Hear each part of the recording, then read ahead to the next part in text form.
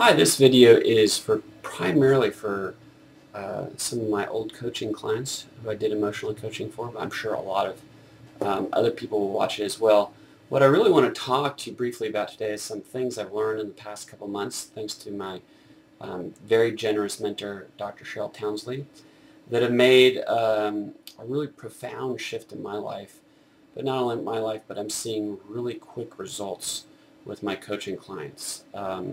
Probably the most profound stuff I've done for myself personally ever, maybe. Wouldn't be an exaggeration.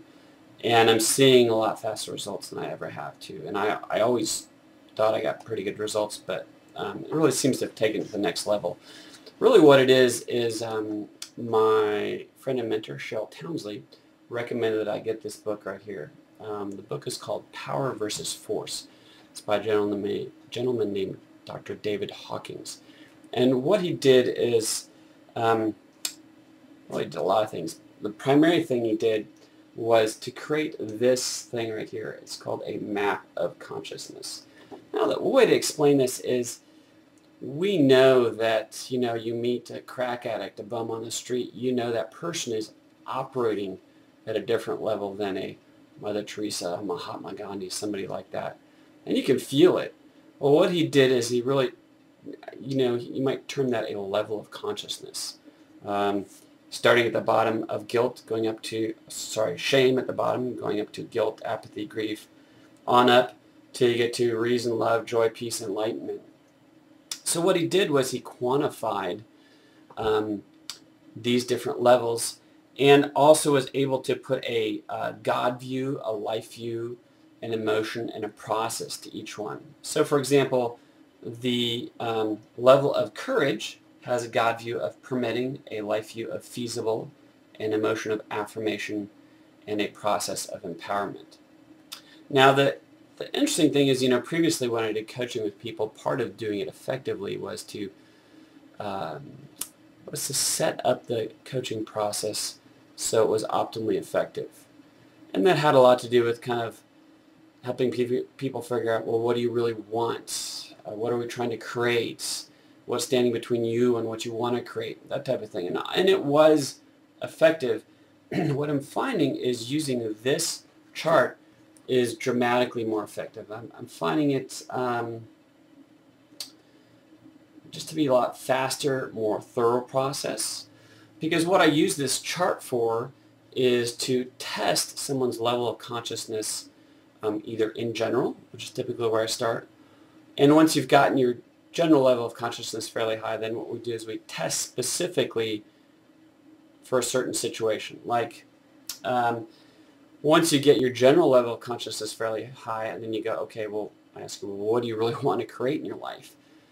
And you might say, well, I want to create a business, or I want to create this certain type of physique or health or something like that. What we then do is we test your level of consciousness regarding creating that. And what it does is it brings up all the really subtle hidden issues that are, kind of blocking you from really going forward and taking action and manifesting what it is really you want. And then when we think we've gone fairly effectively with that, we bring in something else Cheryl taught me are these testing phrases. And the testing phrases basically make sure that there's not anything hidden there. For example, you test to make sure that you're okay with doing it, that you're ready, willing, and able to do it, that it's safe to do it, that it's good for you, that you want to, that I believe I can honor it, I'm worthy of it, I can be supported by others in it.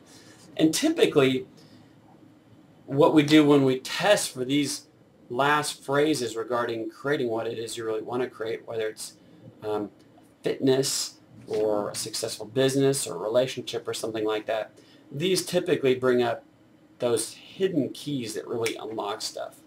For example, I did this regarding creating my business and got fairly high and thought I was pretty connected to doing it, but when I brought in the phrase, I want to do it, it was shockingly low. Well, it was one key issue I had missed, and when I realized that I had made this, I think it was a vow or a judgment when I was young concerning really putting my heart into something. Because putting your heart into something is about zeal, and I had made a vow that I wouldn't do it. And so when I fixed that, boom, then I saw some major changes. Now, I should have explained this a little bit more.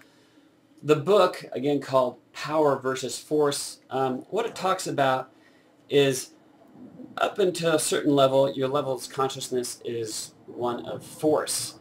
When you start going higher, it's a level of power. Now, how to accurately describe that? Force pushes against something, and because it pushes against something, it creates counterforce. It requires constant energy to be fed into it. Because it creates force, it creates friction in life and relationships. It creates a win-lose situation. And you can see all of those type of things in the levels of guilt, shame, apathy, grief, fear, desire, anger, pride, even up to courage. Power, on the other hand, doesn't move against anything. It just is, like gravity. Gravity doesn't push against anything. It's a force, right? Operating in power has a lot to do with meaning and motivation. When you're operating in power, it's often described as noble versus force being crass. All right, and people operating in a level of power are tremendously more effective. For example, a phenomenal example is Mahatma Gandhi operating a very high level of power, coming into contact with the British Army. Well, guess who wins? The person in power. Even though you're dealing with the entire British, empire, one skinny guy operating in power with very high motives and intentions wins. And so when you can make some shifts and start operating your life in power, things just get so much easier to do. There's less conflict in your life. Things flow. You're more effective. And you're not affected by pushing and shoving against things. It's just easier and more effective. So if you're interested in talking about this, I'm happy to do just a free 20-minute consultation. We can test your, over the phone, your initial level of consciousness regarding life in general or a specific area and answer any questions you have. Anyways, I would like to thank all the people who have been my clients in the past for allowing me to practice on you. It's been a tremendous honor in doing that, and I learned a lot.